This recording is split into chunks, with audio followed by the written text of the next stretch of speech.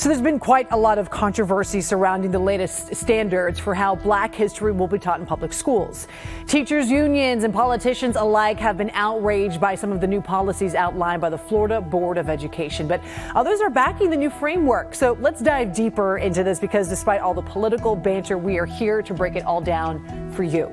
So what are some of the new standards?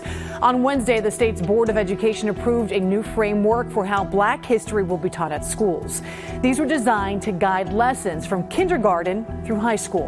The 216-page social studies curriculum includes teachings on how Black people have positively influenced and contributed to the country, on the causes and consequences of the slave trade, and civil rights advancements made throughout African American history.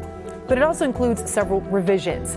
According to the curriculum, public schools will now teach students that some African Americans benefited from slavery because they were able to learn useful skills, and highlights how Black people were also perpetrators of violence during race massacres.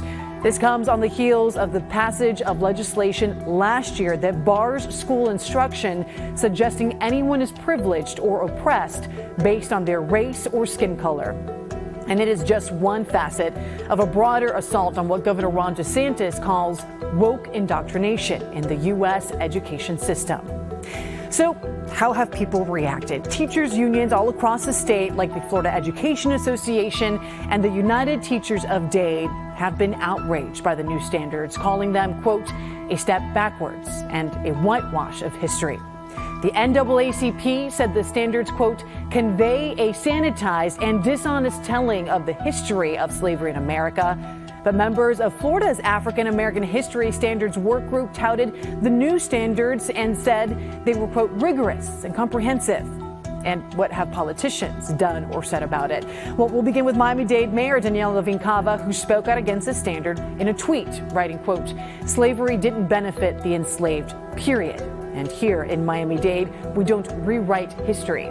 African Americans fought to overcome slavery and segregation and are still fighting racism to this day. We must condemn disinformation, ensuring the next generation learns from our past, end quote. Vice President Kamala Harris came to Florida to voice her objection as well, but Education Commissioner Manny Diaz Jr. defended the standards and commended the work group that came up with the framework, denying all claims that the lessons will shy away from the tougher subject.